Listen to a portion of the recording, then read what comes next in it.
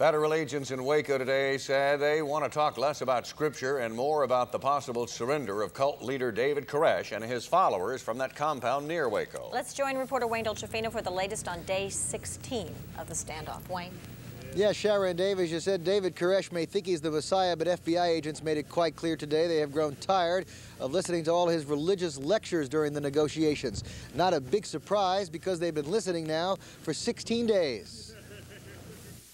They released 2 people in the course of a week, and at that rate, we'll be here for over a year.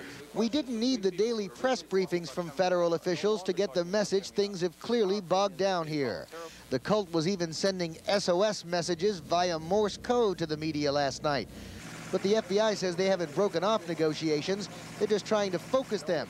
Long discussions of religion are out. As one siege commander put it, we're not here to be converted.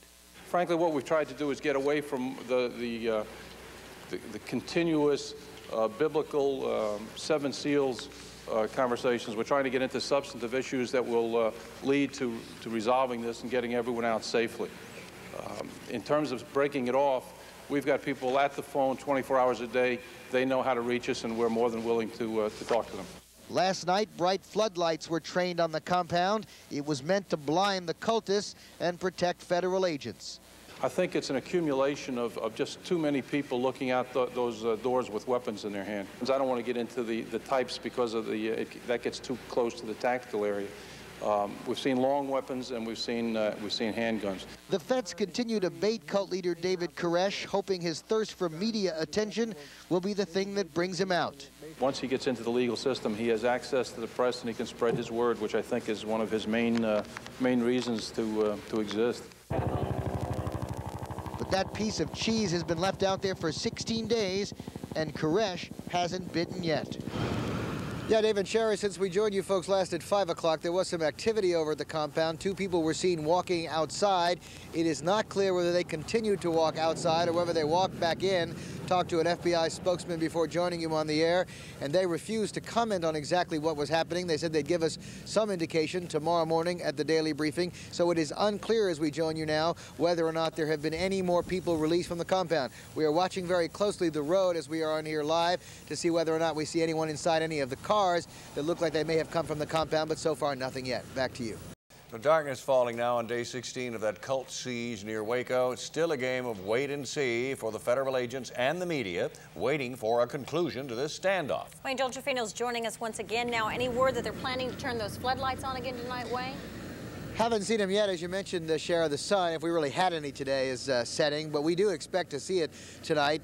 We thought originally last night that it was being done to annoy or try to turn up the heat on the folks inside that cult compound. The FBI, though, told us today it was clearly a defensive maneuver.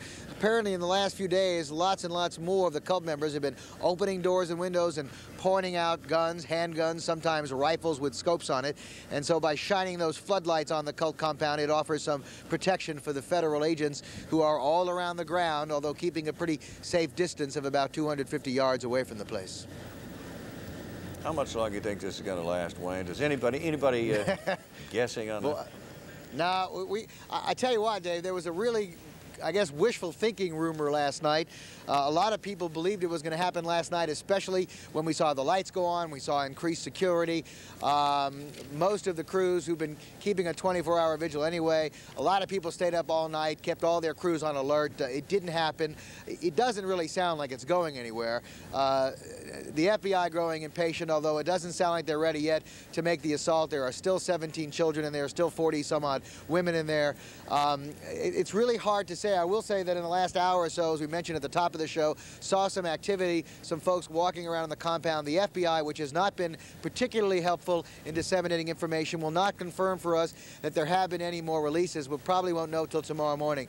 But as the FBI guy said today, we had 2 people released in 1 week. At that rate, we'll be here a year. Back to you. Very quickly, Wayne, it is believed that Koresh and his followers are able to hear and monitor radio and television news reports, so they're kind of keeping track of what's going on?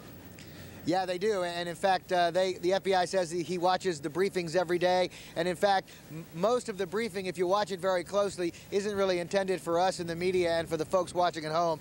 It is intended for David Koresh. There are subtle nuances and sometimes not so subtle ones. They are talking to him often during those news conferences. Okay. Hadn't done any good so far.